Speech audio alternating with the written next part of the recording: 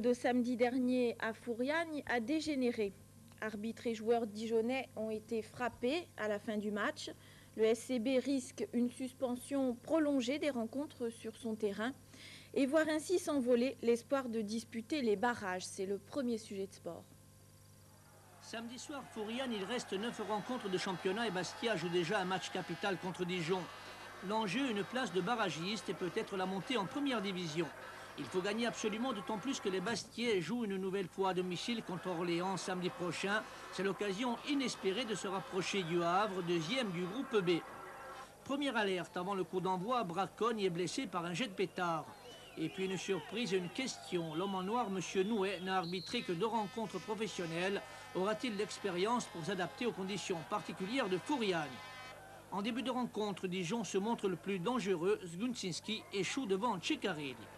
6e minute, déviation de la tête de Braconne et contre de Marine qui s'en va tout seul battre Jo.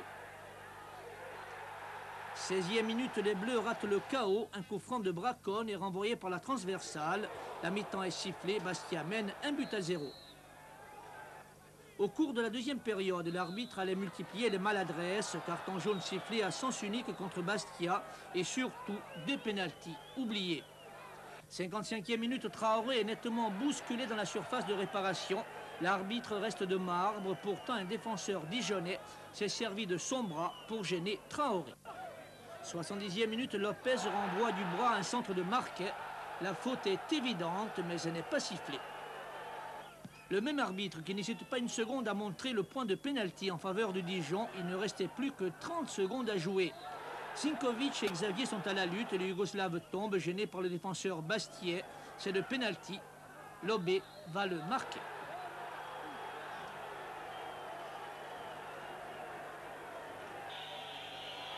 Un véritable coup de poignard pour les Bastiais qui perdent ainsi 2 points à domicile. La rencontre dégénère. Au coup de sifflet final, l'arbitre est agressé par quelques énergumènes venus sur le terrain. Le service d'ordre est vite débordé. La surprise a été totale. Dirigeants, joueurs et arbitres se barricadent dans les vestiaires. Les abords du stade seront dégagés à la grenade lacrymogène par un escadron de gardes mobiles appelé en renfort. Ce déferlement de violence pose une fois de plus le problème de la sécurité autour du terrain. Comment voulez-vous régler un problème où des gens descendent de la tribune au-dessus, tribune Est, sautent sur le grillage de protection qui est le tunnel et ensuite arrivent à sauter sur le terrain. Il y a 3 mètres de haut. Moi, je ne peux pas mettre des grillages 5 ou 10 mètres de haut, hein, c'est pas possible. Vous savez, quand les gens sont excédés, ben, ils passent par où ils veulent, quand ils veulent. Et puis j'en suis désolé. Malheureusement, on avait un service d'ordre qui a été débordé tout de suite. Je regrette vivement ces incidents parce que c'est pas ça le sport. Mais je ne peux pas faire plus de sécurité que ça. Tous les stades de France et de Navarre peuvent être envahis lorsqu'il y a des contestations. Malheureusement, à Bastia, lorsqu'elles sont aussi flagrantes, il y a des gens qui ont le sang chaud et qui arrivent à faire disons même l'irréparable. Dans les vestiaires, le président Fantoni tente d'expliquer aux délégués de la Fédération française les causes profondes de cette bien triste soirée de football.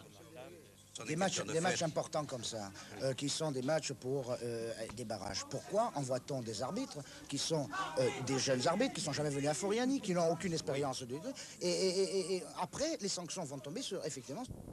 J'avais dit déjà, monsieur l'arbitre, quand même au départ, bon, sur le continent, des boîtes on en voit, comme on en voit en Corse. Bon, et les pétards on en voit moins. Je leur ai demandé de ne pas être surpris par les pétards. Au début, je dis ne soyez pas surpris par les pétards, bon, vous allez voir des pétards, tout ça. Bon, l'affaire est regrettable, c'est tout ce que je peux dire, c'est regrettable, surtout pour tout le monde, hein, y compris pour les arbitres. Voilà.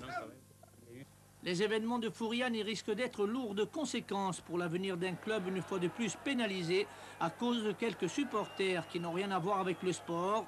Une folle soirée avec une victime, Bastia et ses joueurs, et surtout un grand perdant, le football.